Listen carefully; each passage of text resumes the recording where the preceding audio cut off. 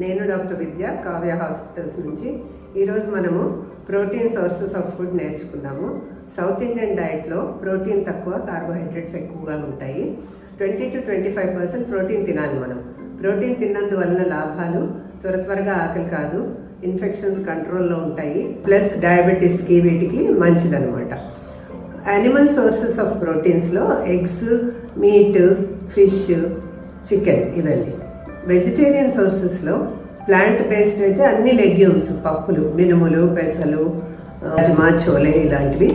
తర్వాత dry fruits and సీడ్స్లో పిస్తా, బాదాం, ground nuts ఇవన్నీను.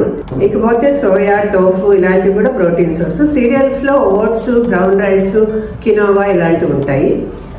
Vegetarian సోర్సెస్లో milk products చాలా మంచి ప్రోటీన్ ఇస్తాయి. పనీరు, మిల్క్, యోగర్ట్ ఇవన్నీ. వీటితో పాటు ఆకుకూరలు తినాలి. ఆకుకూరల్లో తోటకూరలో మ్యాక్సిమం ప్రోటీన్ ఉంటుంది. ఆకుకూరలు, ప్రోటీను, కార్బోహైడ్రేట్, నెయ్యి ఇవన్నీ కలుపుకొని తింటే మనకు చాలా balanced diet. South Indian diet చాలా మంచిది, కానీ మనం ప్రోటీన్ దగ్గర తక్కువ తింటాము. ప్రోటీన్ వల్ల ఇన్ఫెక్షన్స్ రాకుండా, డయాబెటీస్ రాకుండా, ఒబేసిటీ రాకుండా కంట్రోల్ చేసుకోవచ్చు.